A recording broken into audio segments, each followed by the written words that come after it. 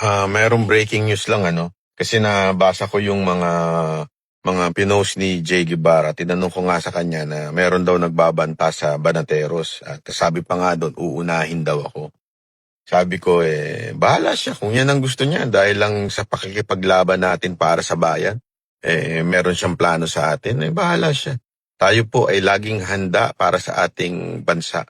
Sabi nga 'di ba, nang mamatay ng dahil sa'yo. Sabi ko nga sa mga kasamahan ko sa Banateros, lahat naman tayo matitigok someday, di ba? Lahat tayo. Pero yung paraan at para tayo matigok, iba-iba yan. Maari ikaw matigok dahil sa sakit o dahil sa disgrasya o aksidente. Ang pinakakarangal-rangal yung mamatay ka para sa bansa mo. Kung yan ang gusto nilang gawin sa amin, sige. Pero syempre, hindi tayo papayag ng hindi lumalaban. Kaya nga ginagawa natin ng lahat ng pag-iingat at lahat ng paraan na para maproteksyonan ng ating sarili. Pero gayon pa man, kung akala nila natatakot kami, abay po ang putang ina ninyo. Yun ang akala ninyo. Pangalawa, si Jack. Si Jack, di ba? Si Siad Jack, yung bagong Manateros, tumawag sa akin.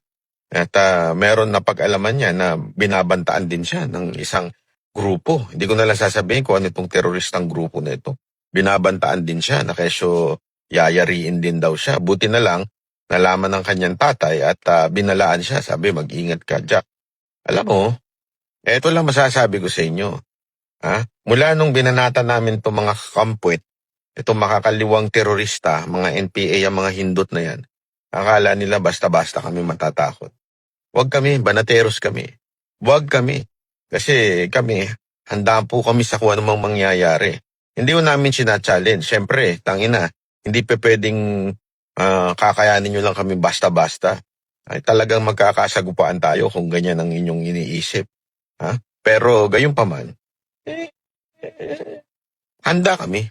Handa kami para sa bayan namin. Dahil yan ang aming mula nung kinabataan namin, mula elementarya hanggang high school, yan ang ating kinakanta. Di ba yung national anthem natin. So handa tayo. Bakit po? Kasi para sa bayan.